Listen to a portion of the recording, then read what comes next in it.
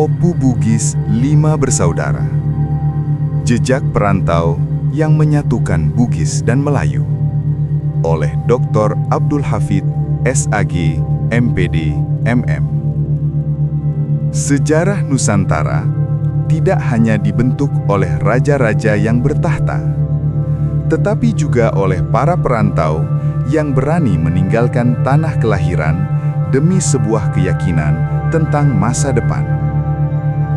Dari Luwu di Sulawesi Selatan, gelombang sejarah bergerak mengikuti angin laut dan arus samudra. Ia membawa manusia, nilai, dan takdir baru ke tanah-tanah Melayu. Pada akhir abad ke-17, 5 orang bersaudara Bugis meninggalkan kampung halamannya. Mereka bukan pelarian, bukan pula pedagang biasa. Mereka adalah bangsawan, panglima, dan pemimpin yang kelak memegang peranan penting dalam sejarah Johor, Riau, Lingga, Selangor, hingga Kalimantan Barat. Mereka dikenal dalam sejarah sebagai Opu Bugis 5 bersaudara. Kisah ini adalah kisah perantauan, persaudaraan, dan sumpah setia yang menyatukan Bugis dan Melayu dalam satu ikatan marwah. Kelima bersaudara itu ialah sebagai berikut. Pertama, Opu Daeng Parani, perintis perjalanan. Opu Daeng Parani adalah yang tertua di antara 5 bersaudara. Ia berasal dari Luwu di Sulawesi Selatan.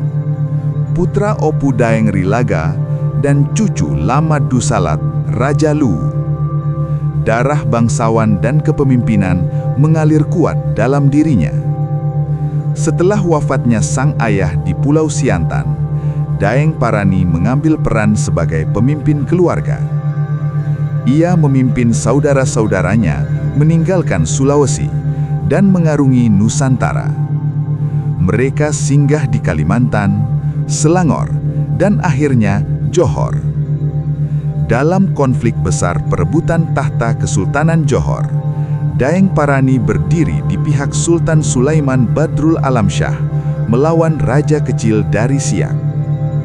Keberanian dan kemampuan militernya menjadi faktor penentu kemenangan. Dari sinilah pengaruh Bugis mulai mengakar di dunia Melayu. Opu Daeng Parani wafat sekitar tahun 1724 di Kedah. Namun perjalanannya menjadi pembuka jalan bagi sejarah yang lebih besar. Kedua, Opu Daeng Marewa, penata kekuasaan. Jika Daeng Parani adalah perintis, maka Opu Daeng Marewa adalah penata kekuasaan. Ia diangkat sebagai Yang di-Pertuan Muda Riau pertama pada awal abad ke-18. Jabatan ini menandai lahirnya sistem kepemimpinan bersama antara Melayu dan Bugis. Daeng Marewa memainkan peran utama dalam lahirnya Sumpah Setia Melayu Bugis bersama Sultan Sulaiman Badrul Alamsyah. Sumpah ini bukan sekedar perjanjian politik, melainkan janji kehormatan bahwa kekuasaan harus dijaga bersama dan marwah harus dijunjung tinggi.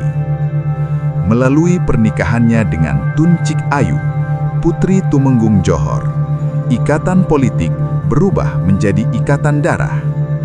Daeng Marewa dimakamkan di Sungai Carang, Tanjung Pinang. Di sanalah sejarah Riau mencatat namanya sebagai penjaga keseimbangan antara dua bangsa serumpun. Ketiga, Opu Daeng Culak melanjutkan kepemimpinan saudaranya sebagai Yang di-Pertuan Muda Riau II dari tahun 1728 hingga 1745. Di masanya, struktur pemerintahan Johor Riau Lingga menjadi semakin stabil. Peran Bugis tidak hanya sebagai panglima, tetapi juga sebagai negarawan. Melalui pernikahannya dengan Tengku Mandak, adik Sultan Sulaiman, ikatan Bugis dan Melayu semakin mengakar.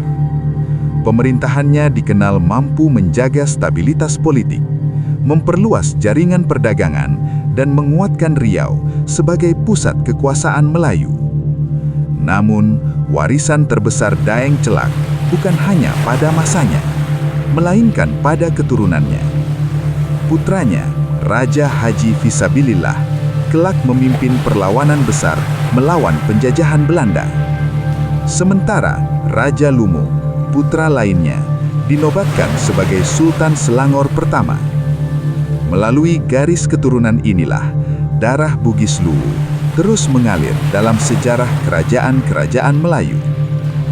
Keempat, Opu Daeng Menambun, Raja di Tanah Borneo. Perjalanan Opu Daeng Menambun membawanya ke Kalimantan Barat. Ia datang atas undangan Kesultanan Matan untuk membantu memulihkan tahta yang tergoncang. Keberhasilannya mengantarkan ia menikah dengan Ratu Kesumba, putri Sultan Matan. Sekitar tahun 1737, Daeng Menambun diangkat sebagai penguasa Mempawah dengan gelar Pangeran Emas Surya Negara. Ia memindahkan pusat kerajaan, menegakkan hukum Islam, dan membangun pemerintahan yang menyatukan berbagai etnis. Di tangannya, Islam dan adat berjalan seiring. Mempawah tumbuh sebagai kesultanan yang berpengaruh di Kalimantan Barat. Kelima, Opu Daeng Kemasi, penguat aliansi. Opu Daeng Kemasi adalah yang bungsu dari 5 bersaudara. Perannya mungkin lebih sunyap, namun sangat strategis. Di Kesultanan Sambas, ia diangkat sebagai Pangeran Mangkubumi. Melalui pernikahannya dengan Raden Tengah, adik Sultan Sambas, ikatan Bugis dan Melayu semakin kokoh. Opu Daeng Kemasi menjadi simbol bahwa kekuasaan tidak hanya ditegakkan dengan senjata, tetapi juga dengan kekerabatan. Penutup, Opu Bugis 5 bersaudara bukan sekedar tokoh sejarah. Mereka adalah cermin bahwa perbedaan asal tidak menghalangi persatuan. Melalui sumpah setia, perkawinan, dan kepemimpinan bersama, Bugis dan Melayu menulis sejarahnya sendiri. Sejarah tentang janji yang dijaga, tentang kuasa yang tunduk pada marwah. Di tengah gelombang zaman, nama mereka tetap berlayar, menjadi pengingat bahwa persaudaraan adalah warisan paling berharga dalam sejarah Nusantara. Berlayar malam menuju seberang, bintang timur jadi pedoman. Bugis dan Melayu bersatu terang, sumpah dijaga, marwah diutamakan. Angin selatan membawa berita, layar berkembang di Laut Biru. Janji setia menjadi pusaka, warisan luhur Bugis dan Melayu. Terima kasih.